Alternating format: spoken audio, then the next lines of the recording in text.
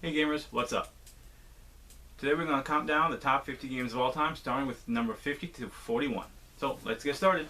My number 50 game is a deck builder called Trains. Trains is a unique deck builder in which you are trying to connect routes in various cities in the country of Japan. It's very different as most deck builders come because your deck is pretty much trying to build your deck to make an engine so you can lay down tracks efficiently and score the most points. It's a very interesting game. The expansion Trains Rising Sun really added a lot to it. So go ahead and definitely check it out. My number 50, Trains. My number 49 is a little game called Super Dungeon Explorer. Super Dungeon Explorer is a dungeon route in which one player plays the Overlord or the GM, and all other players play heroes going through the adventure. And the Overlord controls all the minions and the traps in the game, such as Descent or Star Wars Imperial Assault. It has a very unique anime style to it. I think they call it Chibits. I've always called it the super deformed look. I never really cared for that style, but it works, and the miniatures are beautiful to look at. There's tons of expansions for it. It is an excellent gameplay, and unlike Descent and Imperial Assault, it can be picked up and played. There is no really heavy campaign mode. So that's my number 49, Super Dungeon Explorer. Number 48 is a light game called Tokaido. Tokaido players are pretty much playing going along the main road, and I forget the name in Japan. I forget the name of the road right now. But it's a very simple and elegant gameplay. There is not much decisions in the game. You just going along the road and taking whatever action you want on the road. But the better actions are further along the road. But if you take that, you're going to get lesser action because the furthest one on the road is the last one to go. So it has some interesting gameplay, but it's very elegant. I really enjoyed the Crossroads expansions. It added a lot to the game that the game really needed, in my opinion. But that's my number 48, Tokaido. Number 47 is another great intro game called Ticket to Ride. Not much can be said about Ticket to Ride because it's been around for about 10 years. It is a very simple game. It's very straightforward. They have world championships for it. Pretty much all you're doing is just laying track down for routes across the main map, which is the United States. So you're either going to lay track or draw cards, or you can get more routes. So there's only 3 decisions you make in the whole game. But it's a very simple game. It's a very family-oriented game. And it's also the first game I ever reviewed. So go ahead and check it out. Number 47, Ticket to Ride. Number 46 is a party game called Sheriff of Nottingham. Sheriff of Nottingham is a bluffing negotiation game in which one player is the sheriff, and all other players are trying to pass contrabands, trying to get their contrabands passed by the sheriff. And every turn the sheriff changes. So every turn you're trying to, as the sheriff, you're trying to see whether or not players are lying to you, and if you can somehow be a corrupt sheriff and get some money out of them. But if you open the bag and they're telling the truth, you gotta pay. But if they're lying, they pay you. It's a very interesting game. It has a lot of take that element to it, and a lot of lying, which I truly enjoy. And it's great with a certain crowd of people. So that's my number 46, Sheriff of Nottingham. Number 45 is the D&D Adventure System. The D&D Adventure System is a fully co-op game in which players are taking control of pre-generated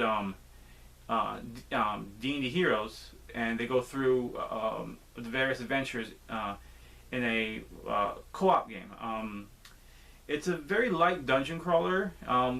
It's almost like D&D Light in a sense, and how the game is played, but it's very simple. It's very straightforward. There is the dice rolling aspect, but other than that, I truly enjoy the game. I have all 3 right here. I think where are they? That's somewhere right here, over there. But and I know as of this video, the 4th one's coming out, and I'll probably get it too. So that's my number 45, D&D Adventure System. Number 44 is a deck builder, but it's very unique, in which there are no cards. They're all poker chips. They're cardboard poker chips, but it's very good quality poker chips nonetheless. It's called Puzzle Strike. And Puzzle Strike is a kind of a homage to another video game called Puzzle Fighting, in which you are trying to send, which is like a Tetris game, where you're trying to send lines to the other player. In this game, you're trying to send crash gems. The first player to get 10 crash gems loses. And what makes the game interesting is each player will have not only the set number of chips, but they will have their own unique chips based on their certain character in the world of that Sterling has created. It's a very unique game, and it's very different because you're taking these gems and you're throwing it at your opponent, and they're trying to block it, and then somehow they can counter and throw them back at you. And it's very unique, and it's very interesting gameplay. It's one of the more unique board games I've ever played, and it's very good and it's very balanced. That's my number 44, Puzzle Strike. My number 43 is one of my favorite trick-taking games called Wizard. Wizard is a 6-player version of Spades, but the trump suit changes every round. And what makes the game unique is every turn you're trying to make a bid to see how many hands or tricks you're going to take that round. And the only way you can get points is by making that bid. And the game is very cutthroat because some players will try to take your bids, try to take your tricks that you're trying to win for that round. But then again, they're also trying to fluff off and try to give you tricks that you don't want. So it's a very good game. If you like trick-taking games, it's one of the best. That's my number 43, Wizard. Number 42 is a drafting game called Among the Stars. And Among the Stars, players are drafting to build their space station. Every player starts with their own unique power, their own alien race, and through that they're building their space station to try to score as much points as possible. Some people who don't like Seven Wonders say that they like Among the Stars better. I like them both equally, but Among the Stars is unique in which it is a very light drafting game, but you are still trying to build this massive space station at the end, and you do this for 4 rounds, and at the end of the 4th round you have this huge sprawling space station that's going all over the place, and it's sometimes even invading into the other players because it's so large. But it's a very good game. That's my number 42, Among the Stars. And last today is number 41, Dead of Winter. Dead of Winter is pretty much what the Walking Dead board game should have been. Players are trying to survive the winter inside their compound, but they also have the group goals, and they also have their own personal goals that they're trying to get.